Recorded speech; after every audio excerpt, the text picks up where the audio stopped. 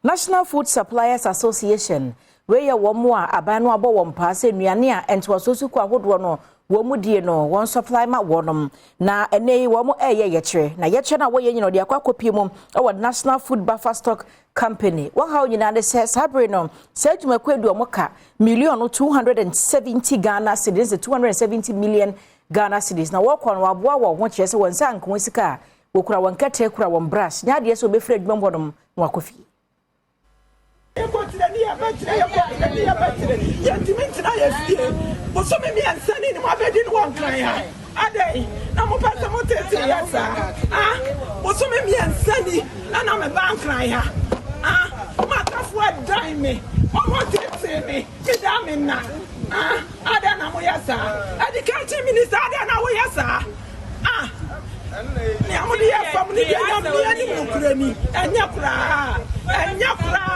Samokaya a press conference and a car say you be picketing waha. So man face can in 14 days. 14 days to do, no man face can and I'm afraid say entry in sign. Now in 2 weeks time this can be. I try as can ba tiawaha tiawa yesikan e paje. Sikan 270 million. Tama ya supply no what the weni bubu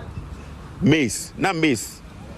yeton maize bottle bako 160 Ghana and now me know ka say maize 600 cedis na beans bottle bako 500 and now me know ka say beans bottle bako 1300 until wo share the last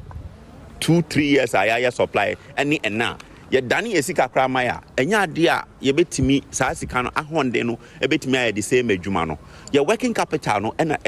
eswate abafom na yemu bebre na no so agibusia na de ye adwuma we nti etua ho interest every month and every now and then nti wa hwe 2 years ni ya yetua interest ni ye sika no enya nkoka ye nsemu ye adwuma no egu ye membership ewu bebre na so yare at the hospital enam atete a every banks any omo a ema isika ye de yedwuma no nti yete ha